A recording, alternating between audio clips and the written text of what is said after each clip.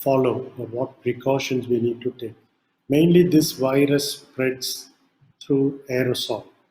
So, coughing, sneezing, and the aerosol produced from human to human. This is the reason social distancing has become the buzzword in this time of the year. So these aerosols can pass on from person to person while coughing or sneezing if they are too close to each other, or it can settle on surfaces, any surface for that matter. And these viruses stay alive on any surface for number of hours depending on the surface. Metal maybe a bit longer, clothing a little less, so all that. It's for this reason we have been asked to wash, clean whenever we touch anybody or any surface, washing our hands, all those precautions. So social distancing is the key. So what do we mean by this social distancing? We need to keep certain distance between people. So you'd say at least 2 to 3 meters to prevent this aerosol spread. And that's the reason we have been asked to stay indoors, stay at home. Because in our population, when we get out, it's very difficult to maintain this. And our government has taken excellent measures from starting this lockdown very early compared to a lot of Western countries which did not follow early, and the other being also trying to make it happen. Lockdown for a 6 to 8 weeks period is not an easy decision, but that's something we all need to understand the importance and follow. So stay indoors as much as possible. Within your house, you don't need to wear a mask. Mask prevents spread. So when we go out of the house, yes, because you don't know who is infected, who are carriers. Not every carrier of this virus shows symptoms. So that's the reason we have been advised to wear masks when we go to public places. We being doctors, we do when we go to hospitals as well. We are only treating emergencies now, mainly for the reason patient safety, healthcare workers' safety, and so on. So that's about social distancing. Stay away from each other, but at home you don't need to wear masks. But when you get out, try not to get out as much as possible. Try to get out only whenever it is really, really necessary. So I think once or twice a week should be adequate to get whatever basic needs we have to get. So that would be one important thing for each one of us to follow. And the other thing, wash hands, keep yourself clean. Try not to touch your face, nose, mouth, where these aerosols might be prevalent, even if we are silent carriers. Now, going on to our chapter, cardiac disease. So, I will first brief about generally what things to look for, risk factors, precautionary measures, and then what to do in COVID situation. So for a general population, in India, cardiac disease is most prevalent compared to any other country in the world. Apparently, WHO says we have about 50% of the population of coronary artery disease currently in our part of the Asian subcontinent. The other problems apart from coronary artery disease, which is really leads to heart attack, are valvular heart disease, which is a completely other problem. There are coronary artery disease is a problem when blocks arises in the blood vessels supplying blood to the cardiac muscle, which helps in pumping of the heart. The valve problem is there are 4 chambers within the heart, and each chamber has a valve, inlet outlet valve, to aid unidirectional flow. If there is any blockage or leakage in these 4 valves, that is valvular heart disease, which is much less compared to coronary artery disease. So, what are the risk factors? So, there are five major risk factors for coronary artery disease or cardiac problems. Diabetes is the major factor, high blood pressure, high cholesterol, smoking, and a family history. So, of these, definitely smoking is within our hands. Not smoking is the biggest killer. It not only affects the heart, it affects the whole body. Please do not smoke, especially if you have a family history of heart disease. It puts anyone at a very high risk of having a heart attack and reducing the lifespan of the person. Smoking can be avoided. Blood pressure, sugar, cholesterol can be controlled by following lifestyle measures, sensible eating, and if patients are already diagnosed with any of the problem, proper medications. So lifestyle measures generally are sensible eating. It's not about diet, it's about eating sensibly. Low fat, high fiber diet and less oil and on a general day-to-day basis and less stressful lifestyle. I know we all run around money, but that is not the our lifestyle. We should take care of ourselves to be around to take care of our family. That is important rather than running behind any factor in life. So, lifestyle, less stress, more activity. Try to make compulsory activity in your day to day life rather than going to walk or run for an hour or half an hour, which most people don't do. Try to include activity within your day to day work, like avoid lifts in your workplace, try to walk at least 10 to 15 minutes to work if you want to get down previous station in train or park your car a little away and walk.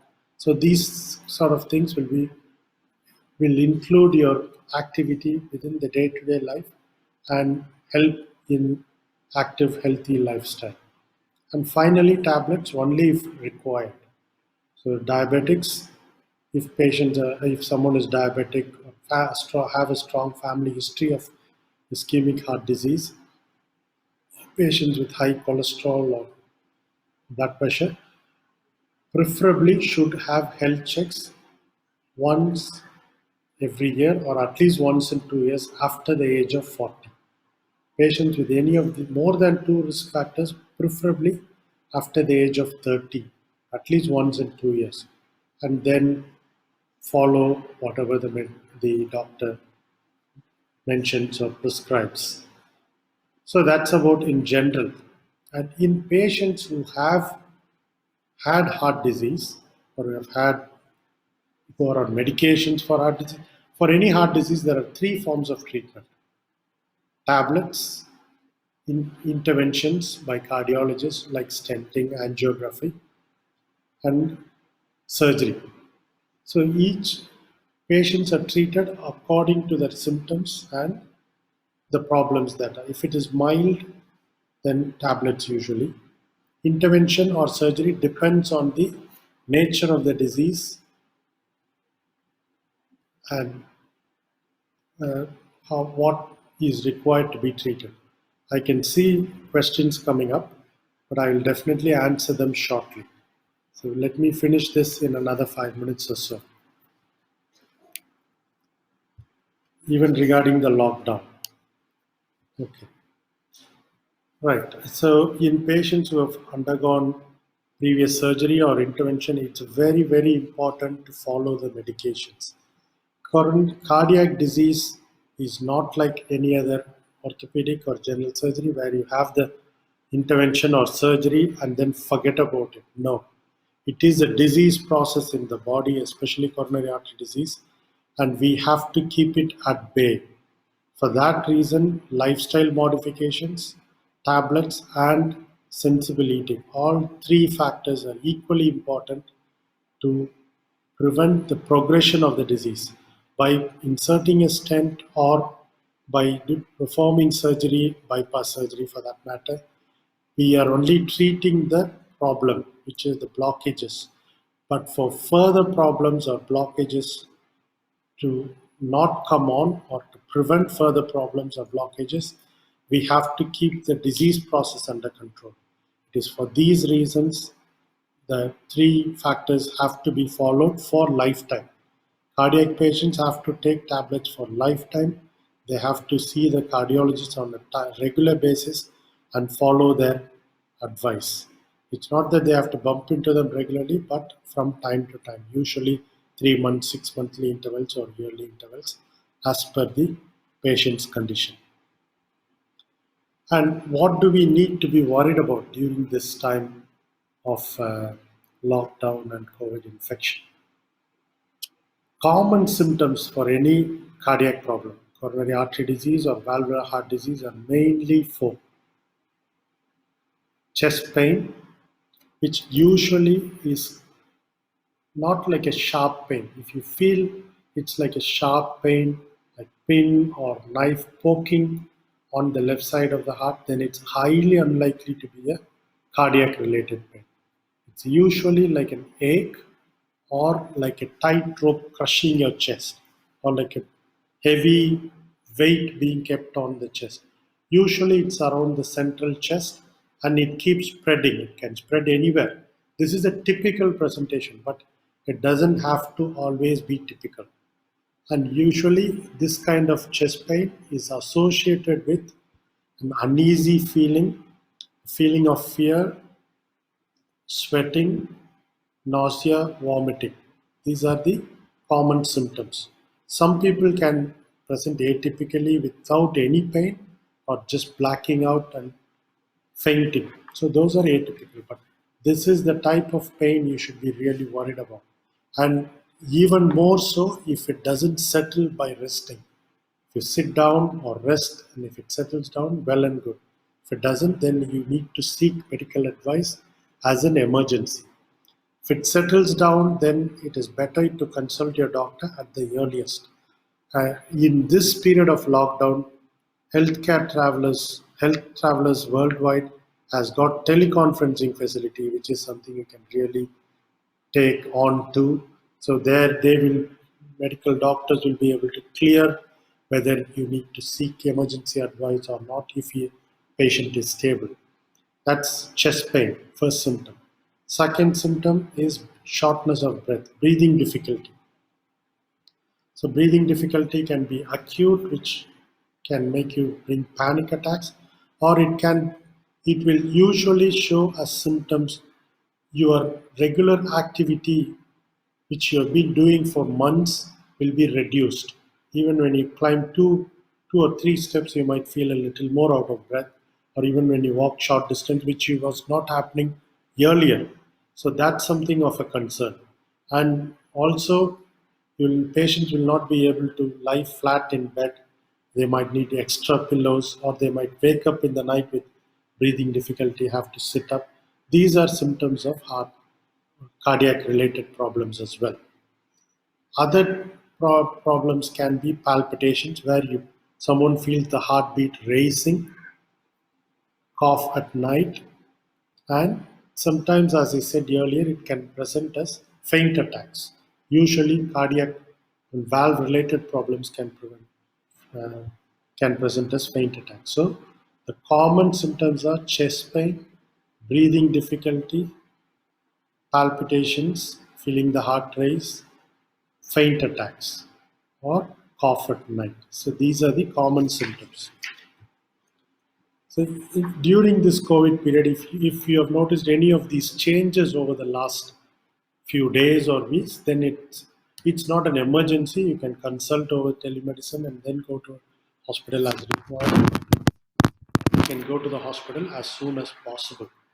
But if you have chest pain which is not relieved at rest, as I mentioned to you, or acute breathing difficulty or palpitations, faint attacks, then you seek emergency help, call the ambulance, go to the specialist, get things checked out. So that will be an introduction to what I have been preparing to mention today. Now I am quite happy to take questions. So let's start off with the questions that I have. So there have been questions about minimal invasive surgery versus open surgery. I will try to come from as they have come on from the beginning. So yeah, one common question which probably I should have addressed with, but I haven't. How can old people take care of their heart while we have limited mobility? True. So there, the exercising is very difficult in those yoga and exercise within the house like Surya Namaskar or our regular stretching exercises, dance within the house. These exercises can be very helpful. Yoga and meditation can be really helpful for young as well as old people. This lockdown has really brought in a lot of our old uh, values of life, made us rethink and reflect back. I think we have to really make use of this time, getting together as a family, getting to do things together as a family, yoga, meditation, reflections, those kind of things. So that's yeah. The specific foods about food to be avoided, I think I've already mentioned low fat diet and also less oil. That is something to be really uh, to be followed on the long term. A lot of green vegetables, good vegetables and fruits. Fruits in diabetic people, better to take your diabetic advice and follow as per the doctor's advice. So fresh air and oxygen, that's another question. How can we get fresh air? That's ample. I think the general environment is getting cleaner as well. It's for the world to get back to normal. So just don't sit in the air condition round the clock, try to stand out, open the windows, leave the windows open. I know it's quite warm during the day, but mornings and evenings you can leave the doors open. So these are simple measures that we can follow. That I think I've already mentioned. So regarding heart attack, I think that someone has asked, how do I know I'm having a heart attack? These are the main symptoms as we already discussed. And someone has mentioned, requested benefits of minimal invasive versus open heart surgery. That's something I would really like to talk today, being a minimal invasive surgeon. About minimal invasive cardiac surgery, it is a specialty on its own. In our country, it is still in its infancy. It's well established for over a decade in the Western world. So, what are the problems that can be treated by minimal invasive surgery? Most problems that require open heart surgery can be now treated without open heart surgery by minimal invasive surgery, which is minimal invasive surgery is when we make tiny cuts like laparoscopy on the left or right side of the chest and do whatever has to be done through open surgery within this small hole, through this small hole, with the aid of either robot or thoracoscopic camera. The patient stays in hospital for just 2 to 3 days and can go home with very little pain because there is less tissue trauma, less blood loss, and they return back to normal activity within 2 weeks. That's the biggest advantage. At the end of 3 months, both may be the same, but the whole trauma, pain, blood loss factors completely are reduced significantly by minimal invasive surgery, and the fear factor of cutting the central chest bone is avoided. So almost my practice, more than 70% of patients we treat through minimal invasive surgery, and that open surgery is not required in most patients in this day and age. But unfortunately, as I said, we have very few surgeons trained in our country. It's slowly coming up. And probably in the next 10 to 20 years, there will be more surgeons who can perform it well. And we in Apollo Chennai are one of the biggest centers performing these procedures. Yes, somebody has asked the difference between cardiac arrest and heart attack.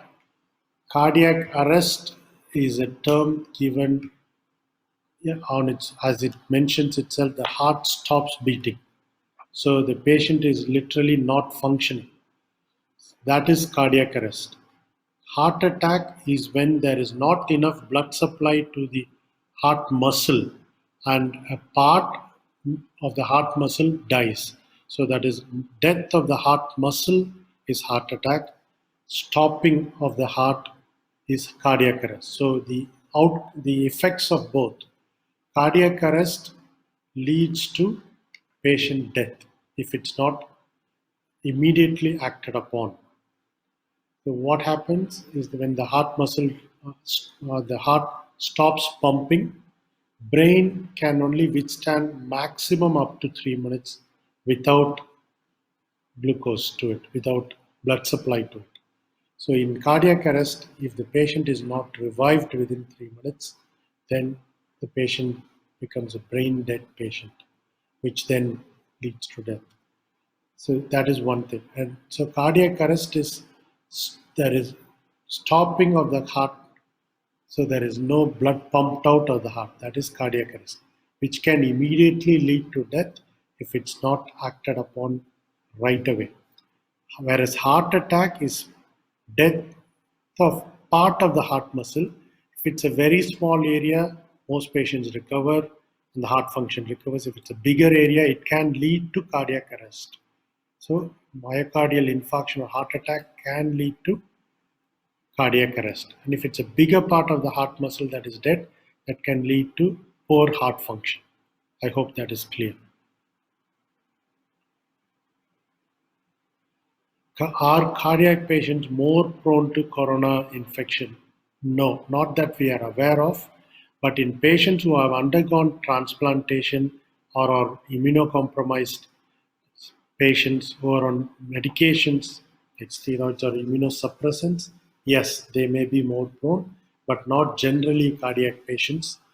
And there have been speculation about one or two medications in cardiac patients which may uh, make the patients more vulnerable to coronavirus infection. But again, there is no clear-cut evidence on that. So medications like non-steroidal anti-inflammatories and some of the AC inhibitors, but that's not been proven clearly. But there have been speculation about that. And can acid reflux and blood pressure affect the heart? Acid reflux does not directly affect the heart, but blood pressure, yes. As I said, high blood pressure is one of the risk factors among the five to cause coronary artery disease.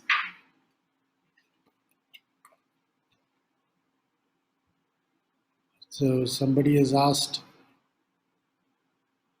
about who is a candidate for minimal invasive cardiac surgery. As I have said, most patients these days are suitable for minimal invasive cardiac surgery, but they have to be carefully assessed as more than 70% of patients in this day and age. So there are certain factors where we would avoid minimal invasive cardiac surgery to in the best interest of safety of the patients, but that's only about 25% of patients. Most other patients can be treated by minimal invasive cardiac surgery, but they have to be carefully chosen by experienced surgeon who perform them regularly with good outcomes. Somebody has asked, my friend is obese and blood pressure issues. Losing weight will help him being less prone to corona? No, not really. Coronavirus infection, let me make it clear here, is mainly respiratory tract infection. So infection affects the upper and lower respiratory tracts. In delayed stages, it affects the lungs. When it affects the lungs, then it from there it affects the whole body through the spread of the infection, sepsis. So it is mainly uh, affecting the lungs, but yet yes, it can affect other organs of the body, but it's predominantly the lungs. it can affect. There have been cases reported with heart inflammation, myocarditis.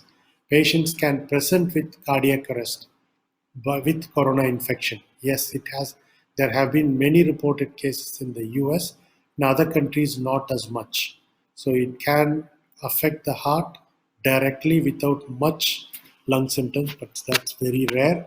Commonly, it is upper and lower respiratory tract infection.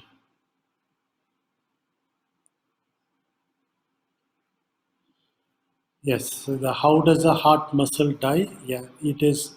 There are blood vessels, three blood vessels supplying blood to the heart. So when there is, it's like any other muscle in the body. You get cramps when you walk for long without regular exercising. That's because there is not enough oxygen being provided to the muscles. Every tissue in our body needs oxygen supply.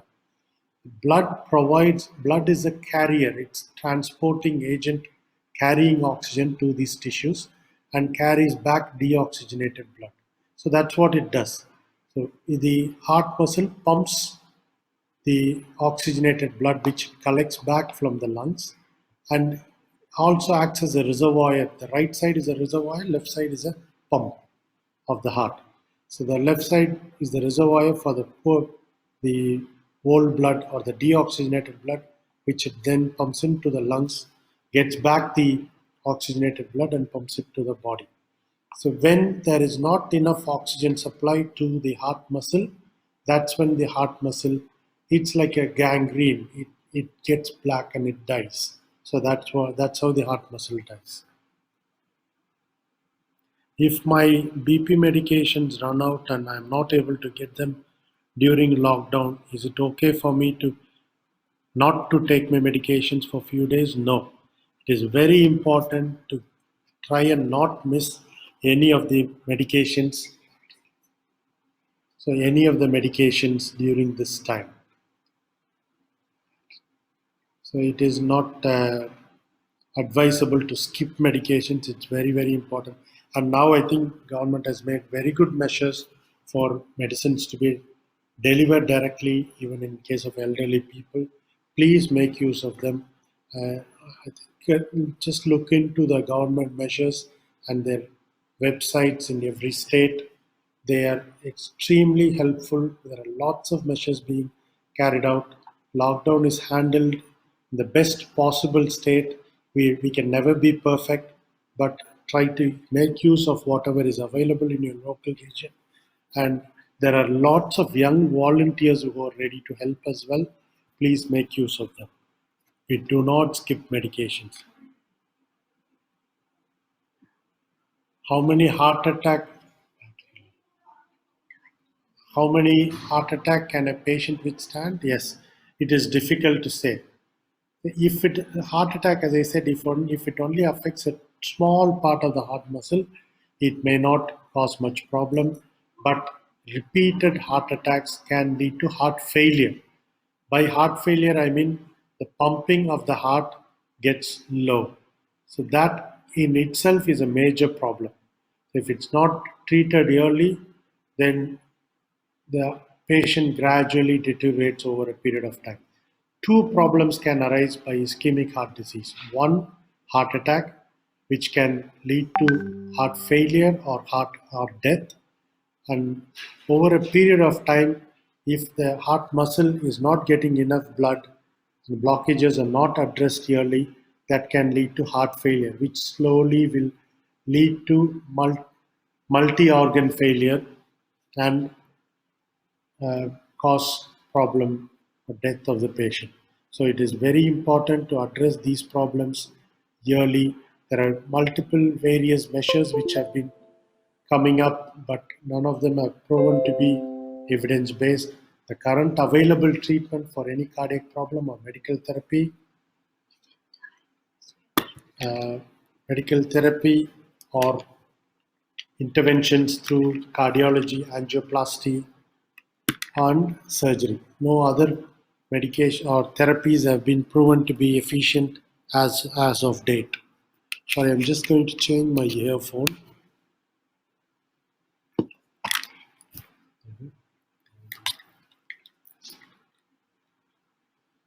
Yes.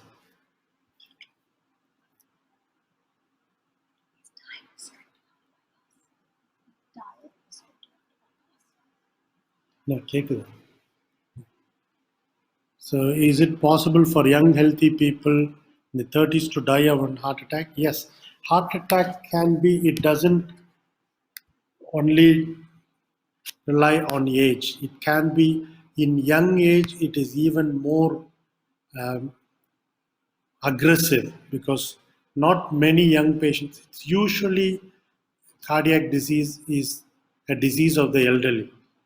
But unfortunately, in our country, we are seeing a lot more young patients.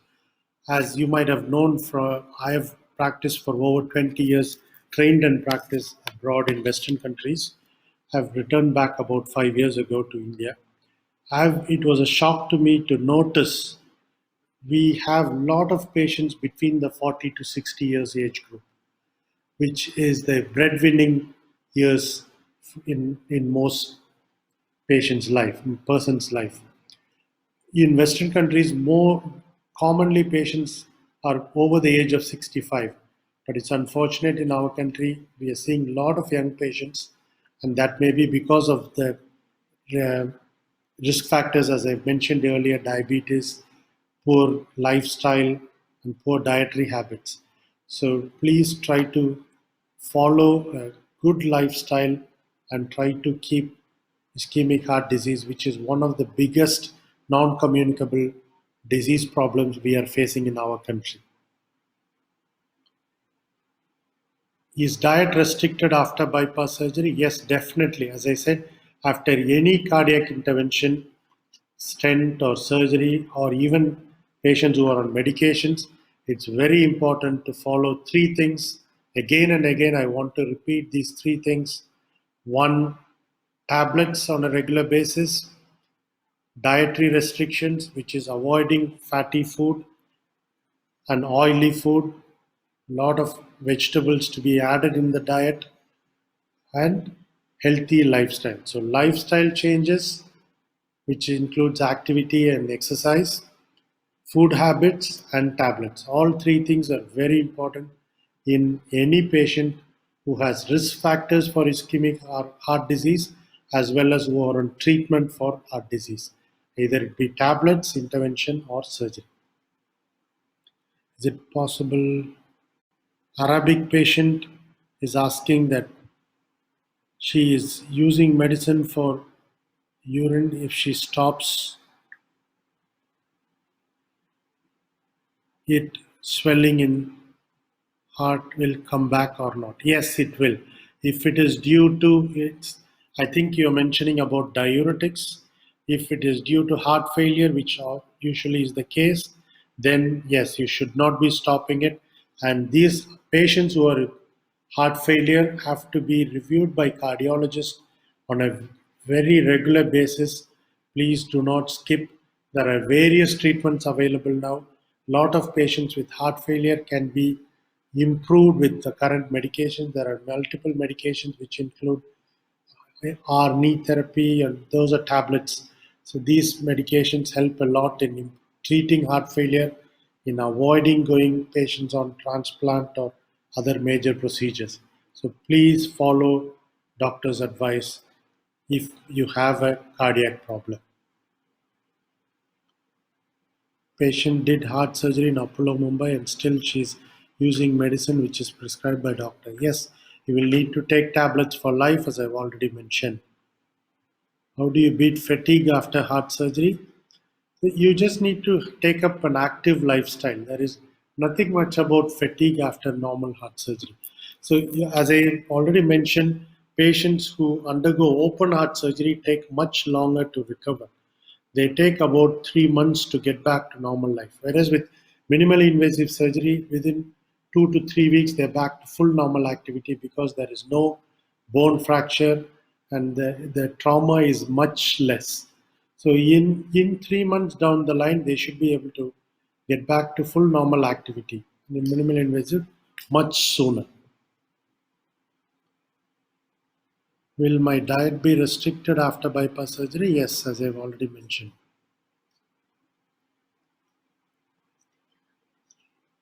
Yeah, please keep bringing in questions. I might have missed some early. If I have, please retype them now. This is the time to go on. What can be done to prevent occasional minor chest pain? So, as I've said already, if you have any of those risk factors, please seek medical help. And on a in this time of lockdown, it may not be emergency. You can do it on an elective basis. But if you have repeated chest pains which is not settling, then please seek medical advice as early as possible. And as I would like to repeat again, during this time of lockdown, if you are in doubt, please make use of teleconferencing facility provided by health travelers worldwide, which is something that will alleviate your queries and problems. Is it good to take coenzyme to prevent coenzyme Q10 to prevent heart problems? I'm not sure about this. Um, I haven't come across this being a preventive factor. There are various, as I've already mentioned, there are various treatment modalities and Ayurvedic modalities that have been tried, but there is no evidence to say any of them work. We see patients from time to time who have tried various modalities and coming up very late when not much can be done to get them back to normal life. If you have any problem regarding your heart, please seek medical help early because this is one of the diseases that can be treated, unlike many other diseases which may not have complete cure or treatment. So please seek medical help early. Do not deny yourself a normal, perfect life. Is it possible for young, healthy people in 25 to 30 to die of a heart attack? It is possible, it's still rare.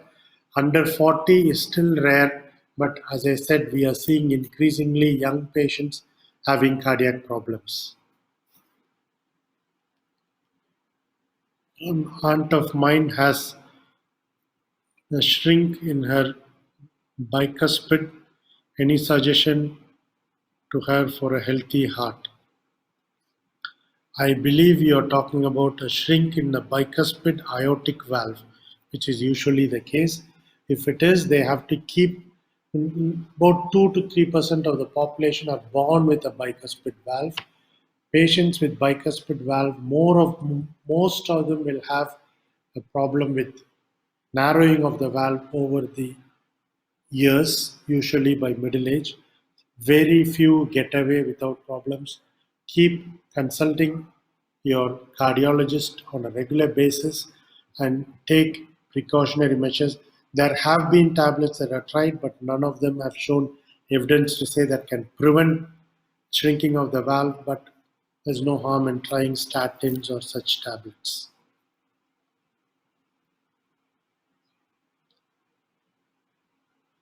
So, yes, I would like to answer more questions that might have come up earlier. How do we differentiate between gastric pain and chest pain? Good question, yes. So, that's something I think we should have addressed earlier. Good to have brought that up. So, the gastric pain and chest pain is very difficult to differentiate. The nerve supply to the upper part of the stomach and the heart are very similar. So, gastric pain is because there is a surge of acid within the stomach, which then affects these nerve endings that leads to those nerve endings cause the pain. Because it's the same nerve supply, it is similar to the presentation of the heart. As I mentioned earlier, it's like a burning pain or a crushing pain and radiates to the neck or the arms. So, if it is gastric, usually it will settle down with antacids, tablets, or antacid liquids. But if it keeps coming again and again, and it's usually following a spicy meal or a hot meal, but don't put it down to that. If it keeps repeating, please seek medical advice. Make sure it's not the heart. If it's not the heart, well and good, then it can be easily treated by gastric medications. So always, if we take care of the worst, the low minimal problems can be treated very well. So we have to address the worst and make sure we don't have problem from the worst scenario, which can be life threatening. Why are we giving so much importance to the problems of the heart? Because it can kill patients. Other problems often do not do that, in which case they can be treated over a period of time. Please do not take cardiac problems easy. And as I've said, you don't have to always have fear of open heart surgery. In this day and age, very few patients need open heart surgery.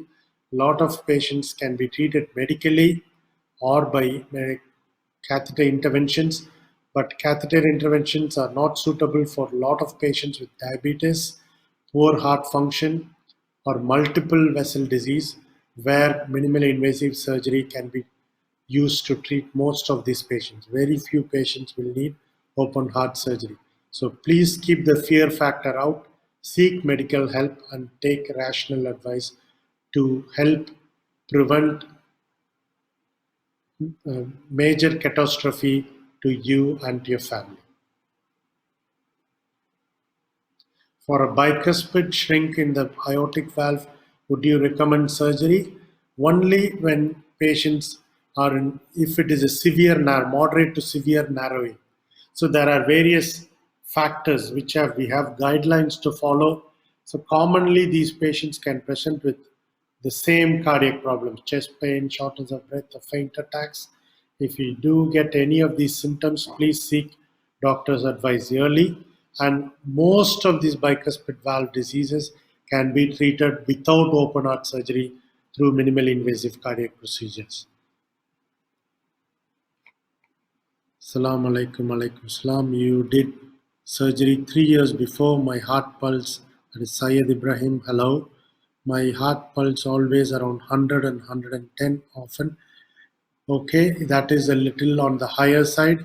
If it is so, please do not hesitate to contact us, surgeons, or our cardiology team. You will, I am sure you're seeing us on a regular basis. If you're not, please see us on a regular basis as we advise. We will have to make sure your heart function, the rate comes down to within normal limits. Mr. Arasu, what is the difference between a normal chest pain and a pain before heart attack? As I have mentioned earlier, it's a central chest pain, commonly crushing or like some heavy pressure on the chest, radiating to the back or the chest or neck or arms, and usually associated with factors such as fear, sweating, sense of discomfort, vomiting, but this is not always the case. This is usually the case. If any of these symptoms arise, then immediately seek medical help. But even any other chest pain that you get on a recurrent basis repeatedly, which is not usual, not something you have had earlier, then it's better to seek medical help than considering it as insignificant.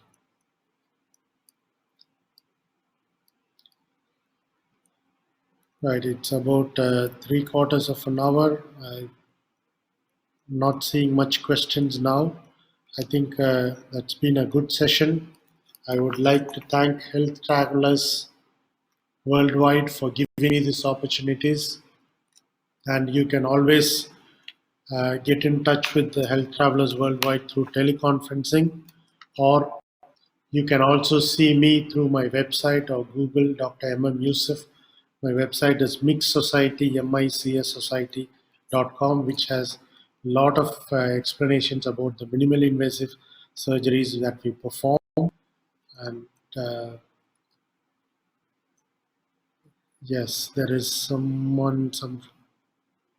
what are the uses of taking Cardivos tablet? Cardivos is a tablet which that's a brand name.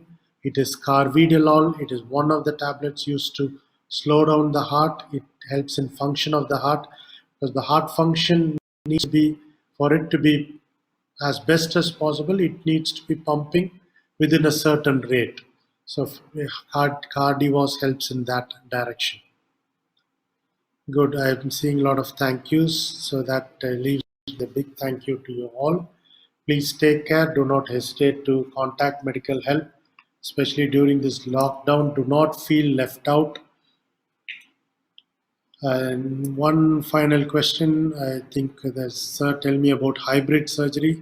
Yes, that I can narrate a lot about it because we are one of the biggest numbers in the world performing these procedures, one and the only in the country.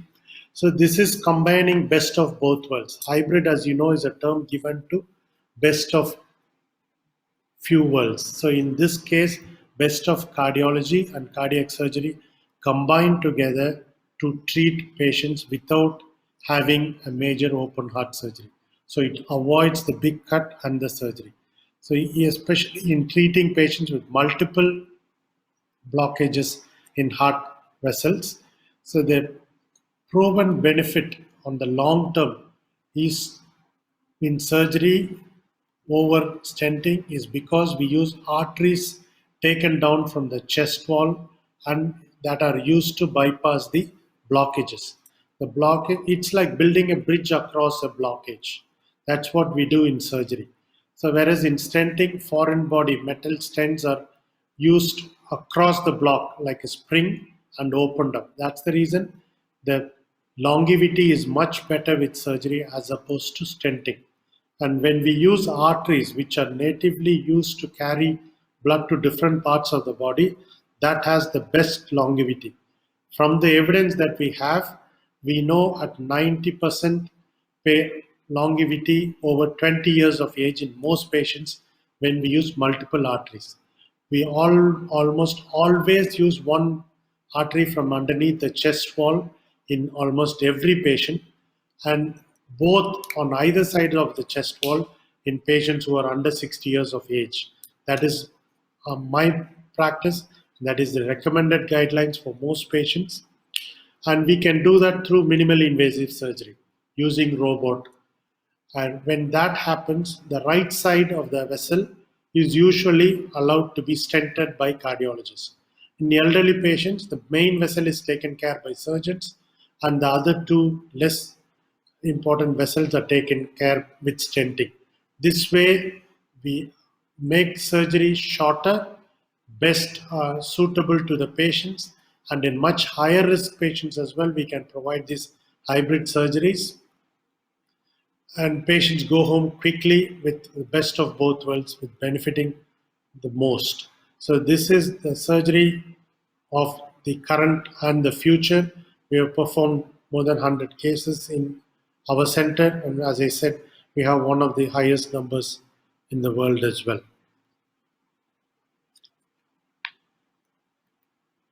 So thank you very much, audience, and finally, thank you, Health Traveler Worldwide. As I said, you can seek medical help, and you can look into my web page, Google page, or Twitter account, as well as Facebook account, and the Mix Society, Dr. Yusuf. And please make use of Health Travelers Worldwide teleconferencing facility during this time of lockdown. Please do not be left out. There is medical help available everywhere, and there is a lot of help provided by the government offices as well as private sector. Thank you.